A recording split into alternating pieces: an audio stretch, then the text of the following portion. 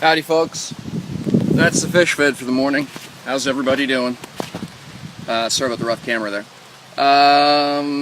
So aquaponics update for 9th of July, Monday morning. Hey Rob, how you doing? So had some problems, and while the lighting here is bad, hang on, see if we can figure out a better way to do this. I don't know if that's any better. No, that's not much better. They are hungry. Yeah, I'm real pleased about that actually, Rob. They were off their feed for a couple days. So, hey, morning, Doug. So, the story. So, water chemistry is absolutely everything with aquaponics. When you're building a system like this, you've basically taken the soil away. And soil in regular or dirt garden does a couple things. The first of those is that it's the carrier medium for air and nutrients and water. The other thing it's a buffer against change. It's really, really hard to change soil chemistry. So once soil it just stays that way. Water's a little bit more flexible, and so when you take soil out of the equation, everything, your system lives and dies by the water chemistry. And the problem we got into was that my water chemistry went south. So what happened is I had been doing chemical tests on the water using dip strips.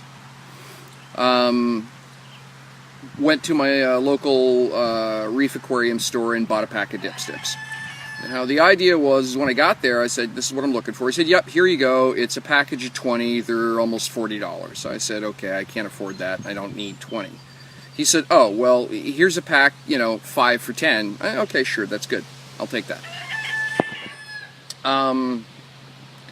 Got him home, and that's what I was doing my testing with the last time I did a video. And I had said that a couple videos in a row, I said I was real pleased with how the water chemistry was looking. Yeah, it turns out those test strips I bought had expired in 2016.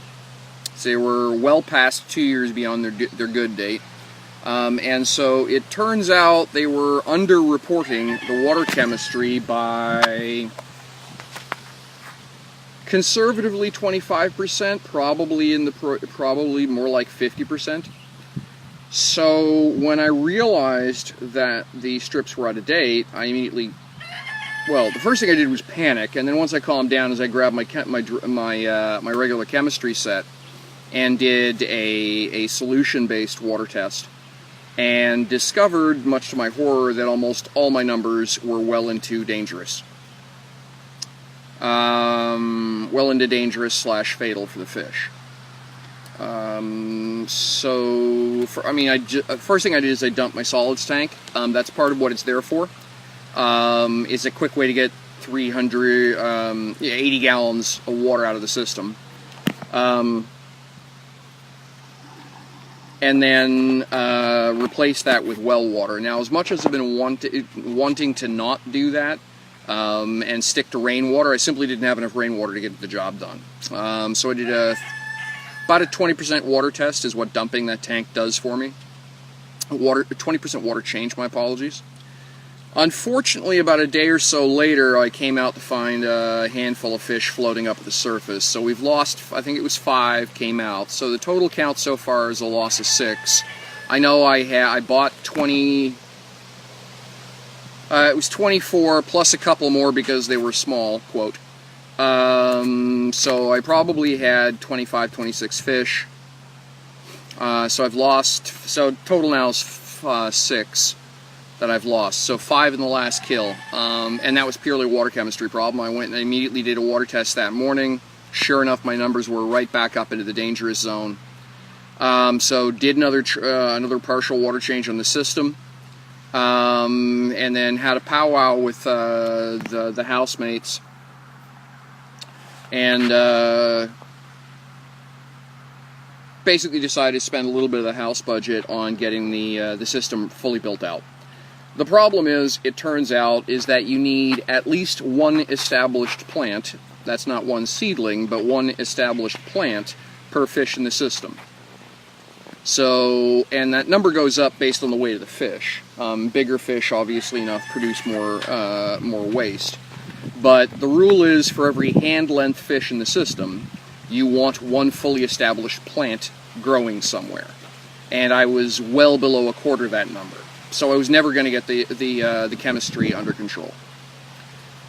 When in doubt, go read the PhD the PhD level work being done at University of Virgin Islands. They figured all this stuff out over 30 years of testing, and every once in a while I forget details. So in this particular case, that was the detail. So yeah, like I say, did another 25% water change, and went to town and did some shopping. And picked up everything I need to get most of the job done. I'm still a little bit behind where I need to be, but I'm far more into the ballpark. I've had to do at least one, did a water test again on Saturday. My numbers were still high, so we've done another 25% water change again to keep things back under control. Going to be doing another water test. I skipped yesterday. I do a water test every 2 days. So either today, either supper time tonight or first thing tomorrow morning, I'll be doing another test. So that's the story. When I went back to part of my shopping in town, I wound up going back to the Reef Aquarium store, and the manager was behind the cash register. And I explained to her what had happened, and she was, to her credit, absolutely mortified. It turns out the story was those test strips weren't for sale. She knew that they were old. They had been using them in the store to use up the old supply. She didn't like the strips. She found they were inaccurate, so they'd stopped selling them 2 years ago. And she'd been using up the stock on their own internal aquariums ever since, sort of using them essentially as a canary in a coal mine. If you just keep you keep the 2 strips from the two tests before. And every time you do your third strip, your newest test, you compare it against the 1 or 2 before that. If you don't see a big change, then you know nothing's changing in your tank. It doesn't matter if the strips are wrong. What you're looking for is change. Unfortunately, the very helpful fellow that I was dealing with was a new employee on a weekend, didn't know the story about the not-for-sale strips, thought he was doing me a favor, and sold me those strips, which had been very politely put away so that they wouldn't be sold. So while I was there, she literally took a big black Sharpie out and wrote on the back of every one of the packages, "Not for sale." So that won't happen again. She also gave me a credit on what it was I was buying at the store that day, equal to the cost of the strips that I shouldn't have bought, as well as the price of the lost fish. So that was pretty classy. Hello, Mr. Hornet. Go away, please. So yeah, that was pretty classy of her. I like that. So, some good news there. I was disappointed and upset about losing the fish, but, it's a learning experience. I've still got 20 in the tank. If all works out well, so that's going to be 20 kilo worth of trout. So let's go take a quick look at the system as it's built out now, and yeah, I'll give you the grand tour of what it all looks like. So let's flip the camera in. All right, some green grass of home. So that's it there. Oops, left the feed container up here. We'll get that out of the way. Just put this away over here. Sorry for the walk along camera work. Alrighty, so hey, since we're up here, we'll take a look at it from this angle now. So you can see we've got 4 tubes now. So the addition that we just did was these 2 over here. So the long tubes are 14 plants each. So I've basically got 1.5. So you can see I've got a half dozen or so in this pipe. I've got a full run there, and then I've got about a half pipe beyond that. And then down that end, I've got a few more because those are cucumbers. I just want them to grow out over the edge. So all total, that's 14 times 2 is 28, and another, what's that, 2, 4, 6 plants. So 34 in the system for 20 fish. They're not well established yet. The tomatoes are growing like mad. Let me show you this fella here. So there we are. I actually can't get the pot out. He's root tied into the system. So yeah, and you can see how much they've grown. You just go back and take a look at some of the other videos. This is really phenomenal growth. I'm really pleased with it. The fish are in good health. My ammonia levels are good. So that's the biggest worry. As long as the ammonia stays low, the fish are pretty tolerant of everything else, but I still do have to be careful. The pipe work is running at about a 4-minute and 30-second cycle, which is about twice as fast as I want it to be. I'm going to be experimenting over the next couple days, trying to slow that down. The ends here are the same. The new pipes, both of them, are the same as the prior system, as the first two. It's so you've got the length of pipe here that comes up, goes to right about there. There's a reducer on top and a pop bottle sitting over the whole thing. And the idea there is that that runs the siphon. So I've still got it all wrapped up against the sun, trying to keep the algae bloom down, but I've made a change down this end, which has substantially improved that. Again, apologies for the walk-around camera. So this is the reorganization on the sump. As you can see, I got a whole lot of plants in here. Essentially, I got enough plants that later this week I should have the new net pots arrived, and that will help. That will let me fill out the remaining empty holes up there. So those pipes will all be full, hopefully by the end of this week if all goes well. And that will get everything out of my sump, which I appreciate. I've changed this filter here, this stack filter. There are no bioball, well, it's just there's that little blue bag of bioballs in it, but I've basically invested in some Reef Aquarium grade filter material, which is sitting on top of the polyfill pack. So that has just about tripled the amount of mechanical filtration in the system. And what it's done is, because the primary mechanical filter is the aquarium grade stuff on top, the polyfill pack below it is actually now acting as a biological filter as well as a mechanical filter, which is good. Don't know if you can see it there, but I've got strawberries in the process of coming in, and flowers.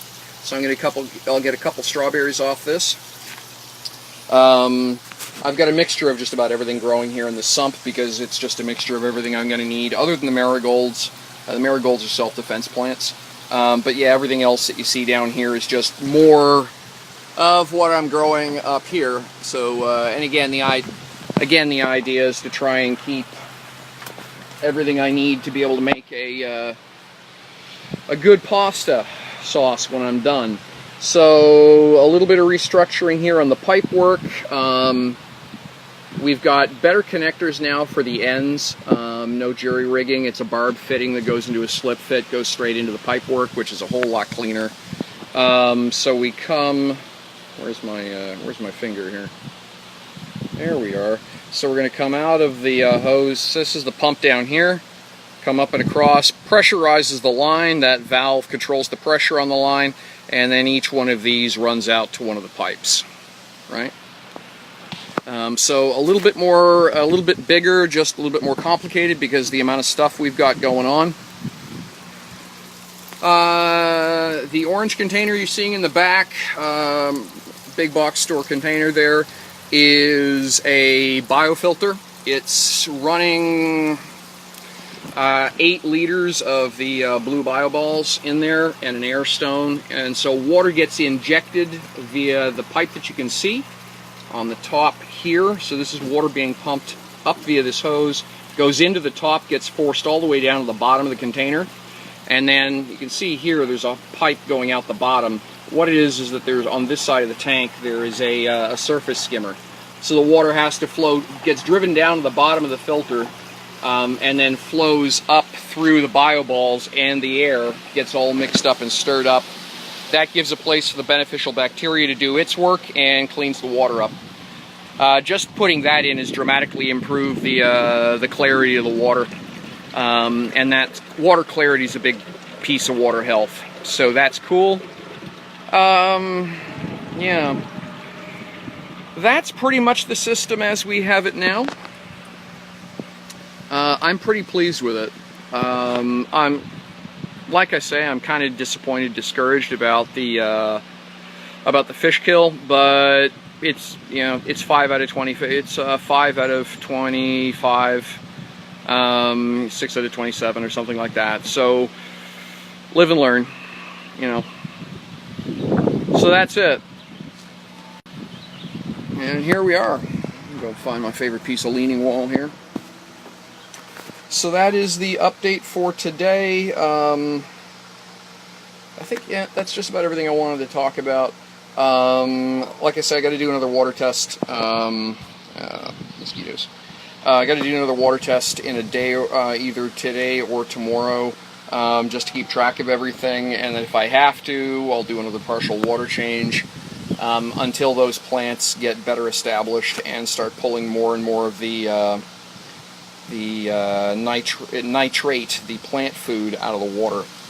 Once that happens, everything else will clean itself up just automatically. My ammonia numbers, which are my big worries, those have been taken care of. So, alrighty, folks, thanks so much. If you got any comments, questions, or suggestions, as usual, please leave them in the comments section below, wherever it is you're seeing this. I will be uploading this to YouTube, to the playlist, the Aquaponics 2018 playlist I'm building there. I'm using that as much as a diary as it is for anybody else. There's an awful lot to learn here. I was watching a YouTube video yesterday of a guy up in Toronto. He's got a sublet in an old warehouse. He's got 1,000 square feet. You think about that, that's not very big.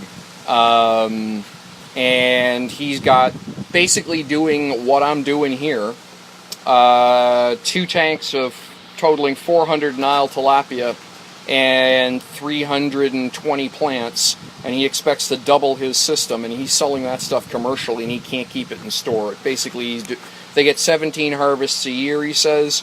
Every 3 weeks they're rolling out on a whole new batch of greens, and it sells as fast as they pull it out of the system. And then they've got restaurants that have pre-ordered all the tilapia. It's pretty damn inspiring. It's the way forward, there's no doubt about that in my mind. So if I can get through this summer and with the majority of the fish and the fixins for a good pasta, that'll tell me I'm heading the right way with what it is I'm doing. All the best, folks. Take care of yourselves, have fun with it, whatever it is you do, and we'll catch you again in a week or so when I've got some more to say about the system. All the best. Bye-bye.